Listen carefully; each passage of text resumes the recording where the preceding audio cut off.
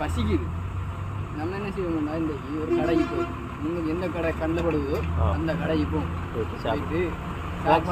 ஏதாவது என்ன சாப்பாடு இருக்கு அதோட எடுத்து சாப்பிடு. என்ன மாதிரி இருக்கு எப்படி இருக்குன்னு சொல்லி பழமையா நம்மளே சமைச்சு நம்ம இன்னைக்கு இன்னொரு சமைக்கிறது எப்படி நல்லா இருக்கியா இல்லையா, உப்பு கூடயா உப்பு குறையா என்ன மாதிரி அதை சொல்லுவோம். அது சொல்லுவோம். வா பசி அதான் இருக்கு. ஓ வா வா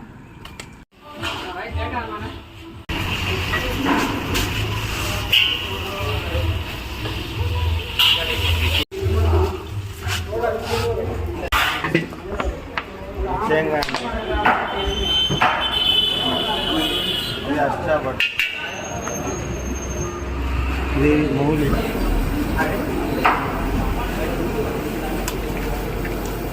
இது முட்டை இது ஒன்று வெட்டணும் தண்ணி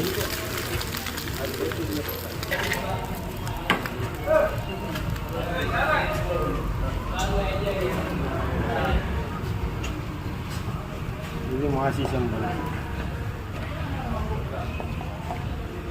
இது ஸ்டோப் இது இனிப்பு சீனி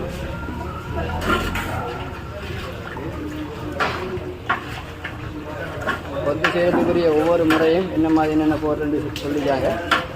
இது வந்து கொஞ்சம் குழம்பு குழம்பு இது வந்து வெஜிடபிள்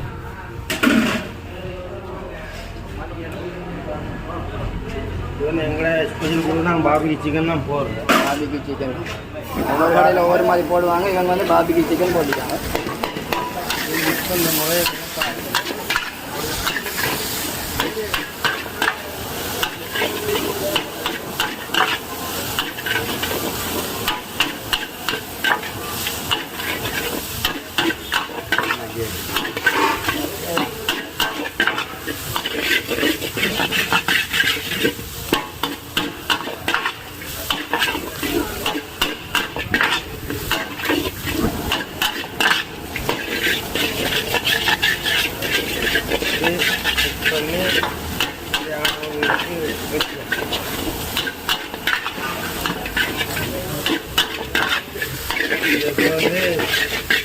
டேஸ்ட் பண்ணி பார்க்குறதுக்கு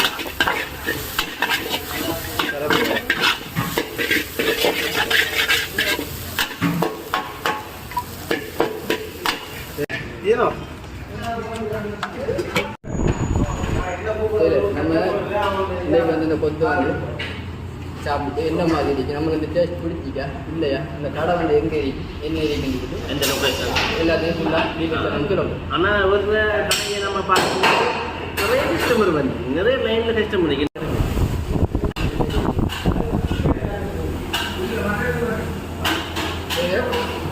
எனக்கு இந்த டேஸ்ட் வந்து பிடிச்சிருக்கு.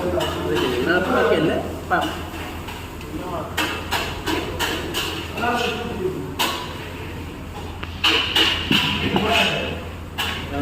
எடுக்கணுமே இல்லை. இந்த சிக்கன் நல்லா முறுமுறுப்பாகவே இருக்கு. ஒவ்வொரு கைக்கு சிக்கன் வருது. சிக்கன் வருது. நிறைய சிக்கன் ஆட் பண்ணியிருக்கிறாரு. எல்லாம் சிக்கன் போட்டிக்காங்க, அடுத்து முட்டை போட்டிக்காங்க, மரக்கறி நம்ம போட்டிக்கணும்.